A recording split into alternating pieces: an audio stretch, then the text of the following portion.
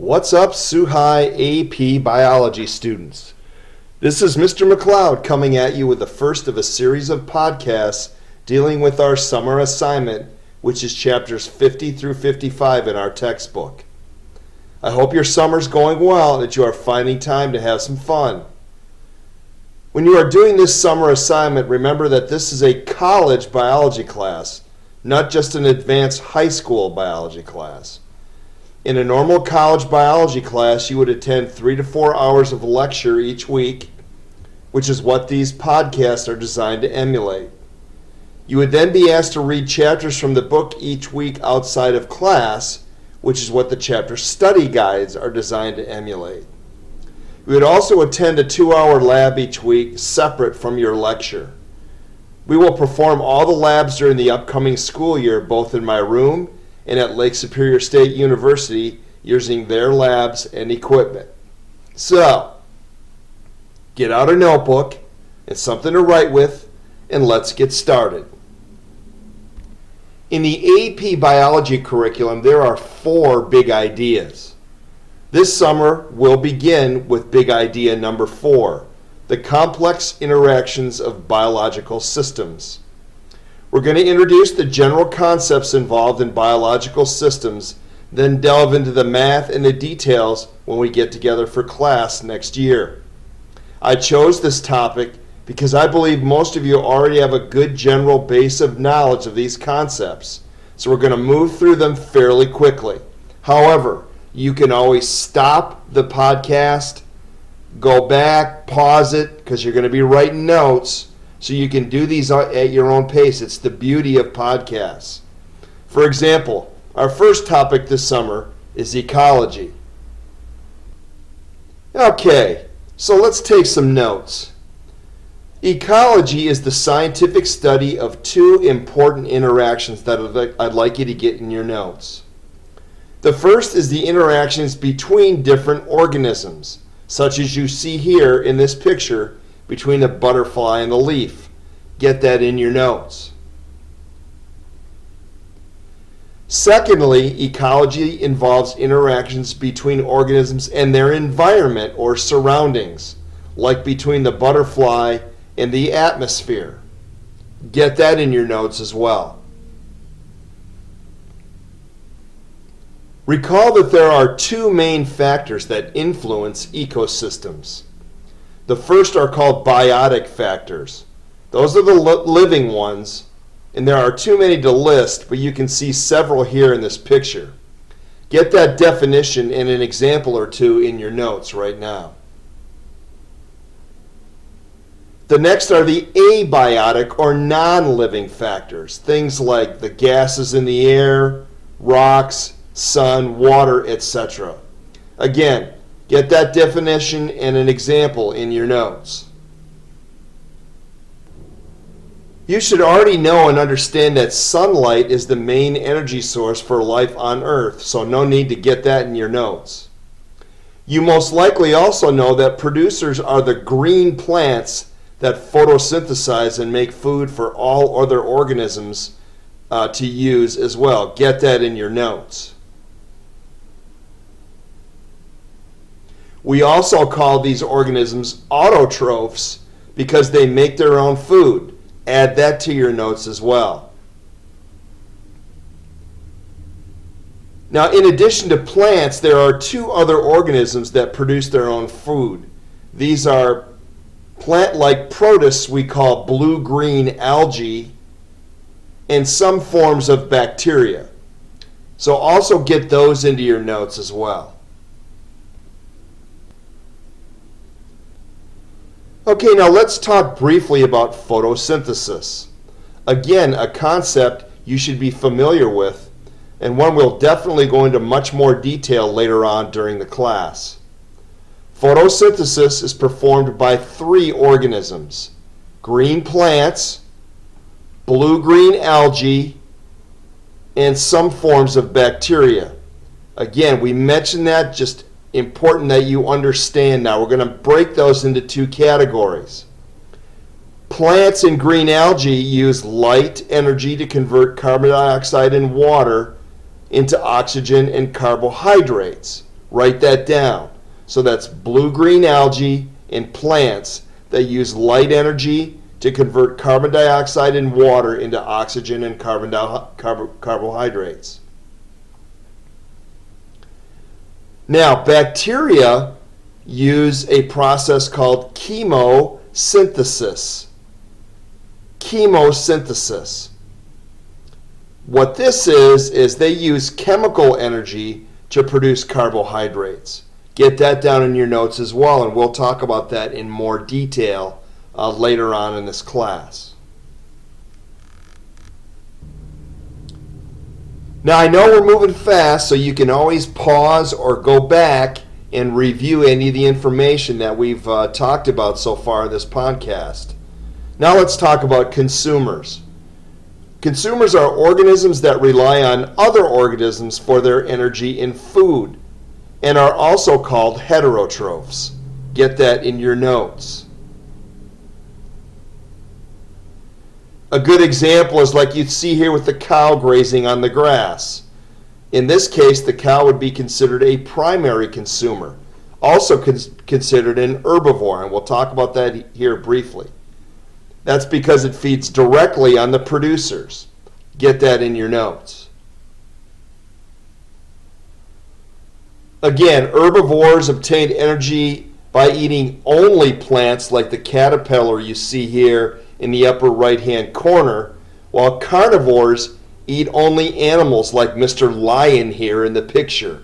So if you don't have those straight, make sure you get those in your notes. If you do, let's move on. Lastly, let's review omnivores and decomposers. Omnivores eat both plants and animals like the grizzly bear shown here, while decomposers break down dead organic matter like the fungi and mushrooms shown here on the right. So if you don't have those clear in your mind, write those down in your notes just to review. Now let's review some basic interactions that you are most likely familiar with. Write in your notes that energy flows through an ecosystem in one direction, from the sun or inorganic compounds to autotrophs or producers, and then to heterotrophs or consumers.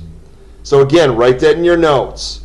Energy flows through an ecosystem in one direction, from the sun or inorganic compounds to autotrophs or producers, and then to heterotrophs or consumers. Get that little flow chart in your notes. Now a word about food chains. Food chains are a series of steps in which organisms transfer energy by eating and being eaten. So get that down in your notes. Take a look at the sample food chain above. Arrows always go in the direction of how energy is transferred. Get this in your notes. So for example, if we look at the arrow from grass to cricket, the energy from the grass is transferred to the cricket when it eats it. And the cricket then transfers its energy to the frog when the frog eats it, and so on and so forth. Food chains always start with the producer, grass in this case, and end with a top consumer or carnivore, raccoon in this case. Get that down in your notes. Now let's talk about food webs. Food webs are a network of food chains within an ecosystem. Get that down in your notes. You see an example of a food web here in this picture.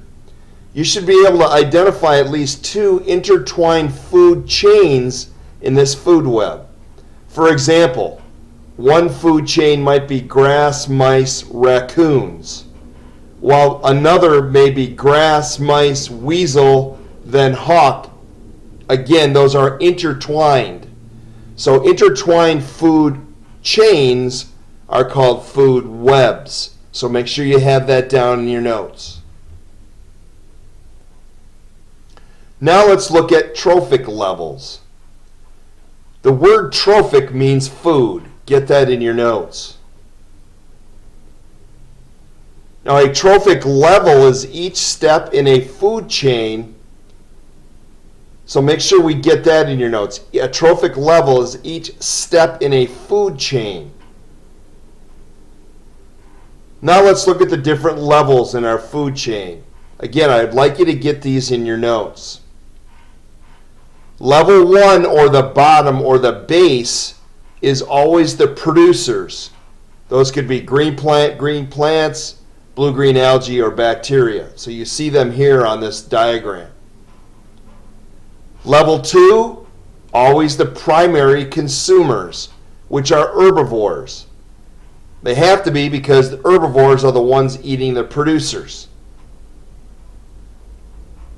Level 3, called the secondary consumers, which could be one of two things, carnivores or omnivores. Now make sure you're getting these in your notes.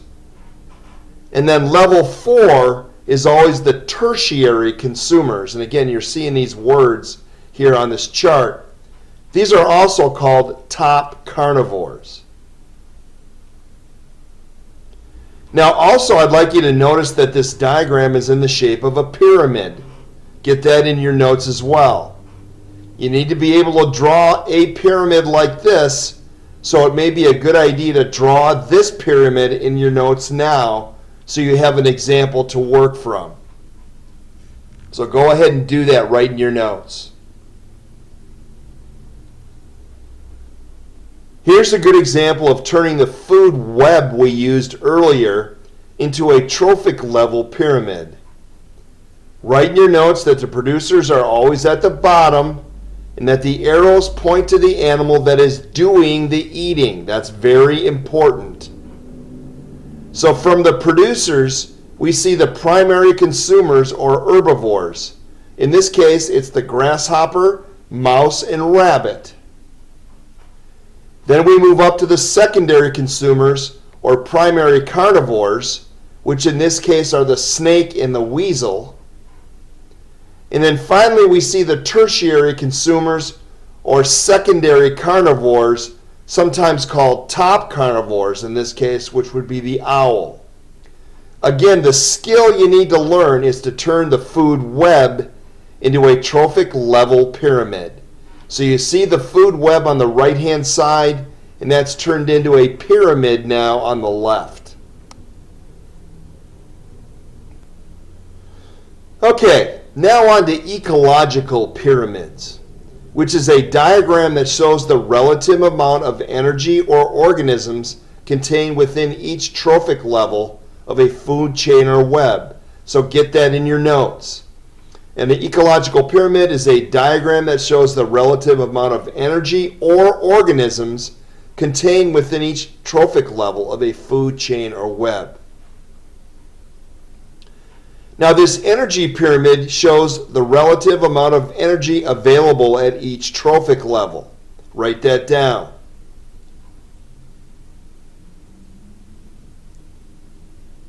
Now you may want to make a copy of this ecological pyramid in your notes so you have an example of how to construct it. Now let's look at some relationships formed from this triangle. First, organisms in a trophic level use the available energy for all life processes. By life processes we mean growth, photosynthesis, cellular respiration, metabolism, etc. And then they release some as heat. Now write that down in your notes. Also remember that every chemical process that happens in your body releases heat as a byproduct. For example, burning calories. Okay, relationship number 2 is called the rule of 10, and we're going to write that in your notes. What that means is that only about 10% of the available energy within a trophic level is transferred to the next higher trophic level. Get that in your notes.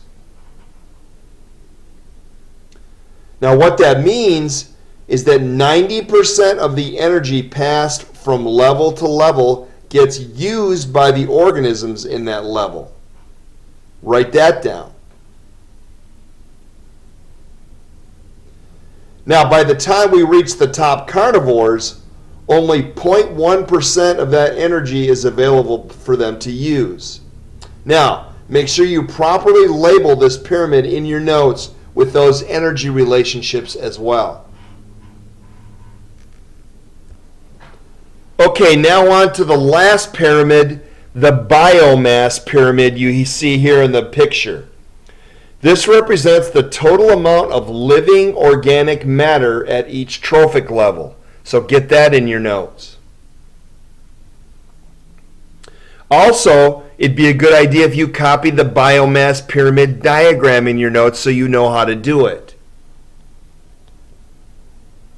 Notice that the amount of biomass also decreases at the same rate as the amount of energy does. Now this makes sense because organisms need energy to carry out their life functions. Decreasing energy means decreasing numbers of organisms. Write that down. Now when we combine them, we get an energy and biomass pyramid. And it looks like this picture that you see here. This pyramid represents the amount of energy available at each level as well as the amount of living tissue. See that both decrease with each increasing trophic level. Make sure you get that down in your notes as well as copying this pyramid with the amount of kilocalories involved in each level.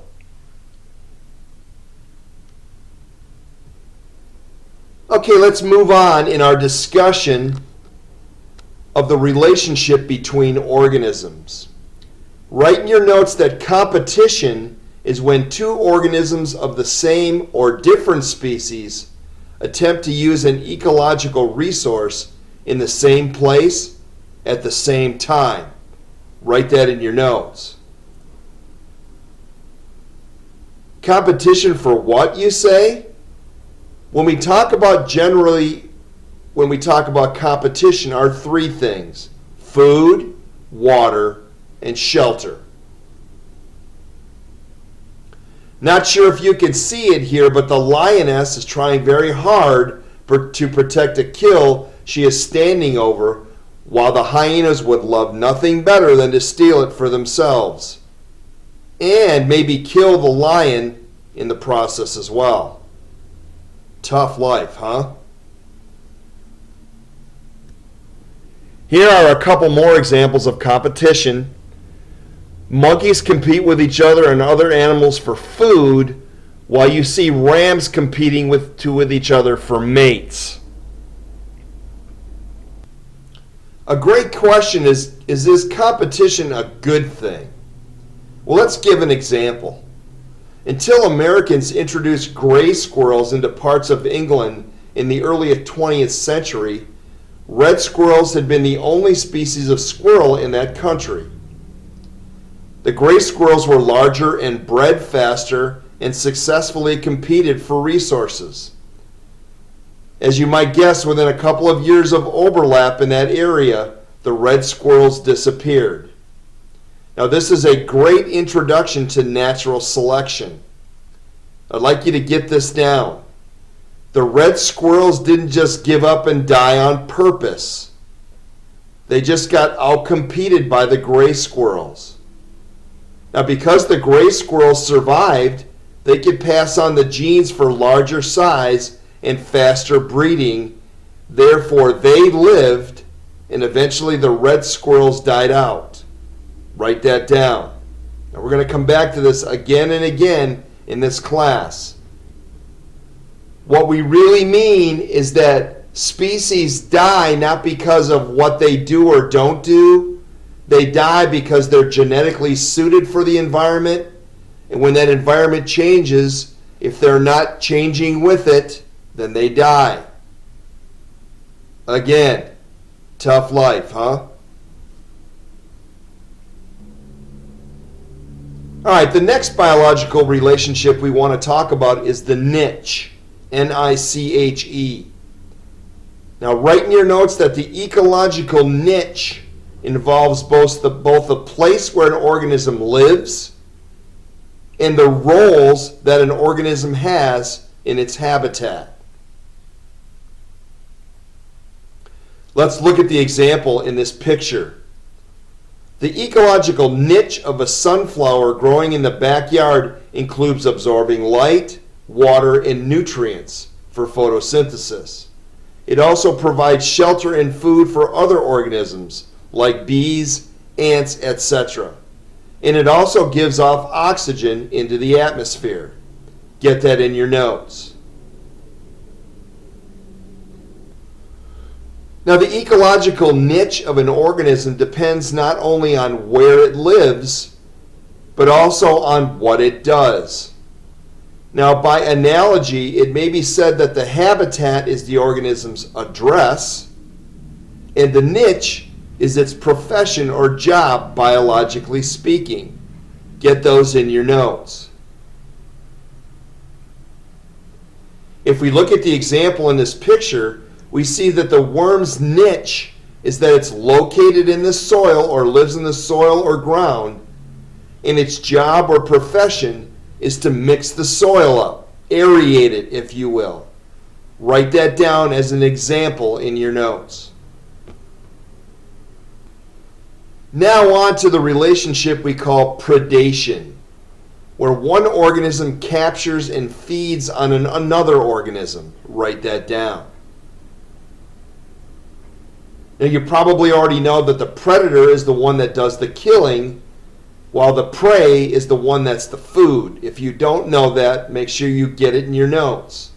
So in the picture on the left, the lion is the predator and the water buffalo is the prey. And on the right, the snake is the predator, with the frog getting the raw end of the deal as the prey on the right.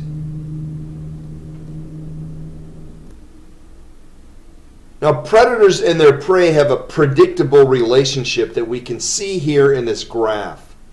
Notice that as the population of prey, in this case the snowshoe hare, increases, we also see a corresponding increase in the lynx population as well. And as you might guess, the opposite is true as well. Make sure you get that in your notes. This is called the predator-prey relationship. So as the prey population goes up, so does the predator, and vice versa. Now let's move on to the relationship we call symbiosis. Symbiosis is any relationship in which two species live closely together. Get that in your notes. Symbiosis. Any relationship in which two species live closely together.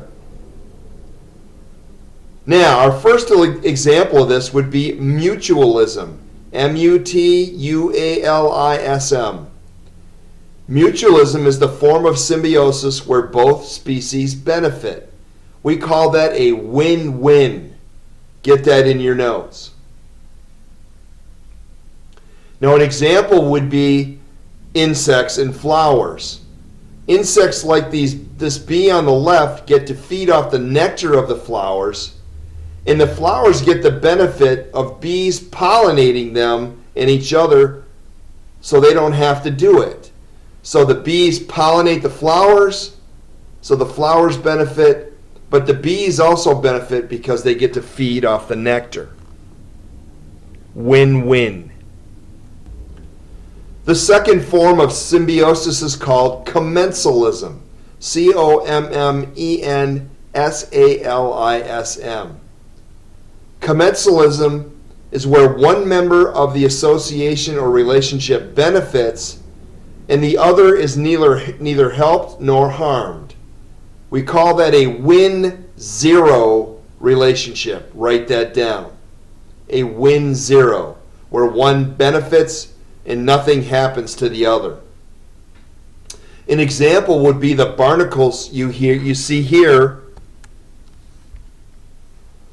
on this whale. Notice the barnacles on this whale. Now, this relationship is good for the barnacles because they get to feed off the microorganisms on the whale, but nothing bad happens to the whale. So that's a win-zero situation. Good for the barnacles because they get fed, but the whale isn't affected at all. So a win-zero. Here are a couple more examples of commensalism. You see the remora fish attaching to the shark, and he gets a free ride so it doesn't have to expend any energy swimming. But the shark really isn't affected at all. It really doesn't care. In this case, the tree hosts the nest of the bird, so the bird benefits, but really nothing happens to the tree. Commensalism. The next symbiotic relationship is called parasitism, where one organism lives on or inside another organism called the host and harms it. We call this a win-lose relationship. Write that down. In this case, the fleas on a dog are a perfect example. The parasite is the flea, the dog being the host. The flea obtains all or part of its nutrients from the dog or the host, and in this case, the dog is absolutely negatively affected. A win-lose situation. And here are a couple examples of parasitism. You see the wasp eggs on the back of the caterpillar that actually feed on the caterpillar itself. That can't be good. And the same thing with the sea lampreys on this trout. They feed off the lifeblood of that fish, and eventually that fish dies. So again, a win-lose situation. Okay, now that concludes the ecology introduction section of this podcast. Hope you got all that down in your notes. Now remember, you need to snap a picture of these notes and submit them to Moodle so you can get credit for them. I need to see that you're doing the notes during the summer. So make sure you snap a picture with your phone and send it to me in Moodle. Now, on to the next podcast. Great talking with you, and we'll see you soon.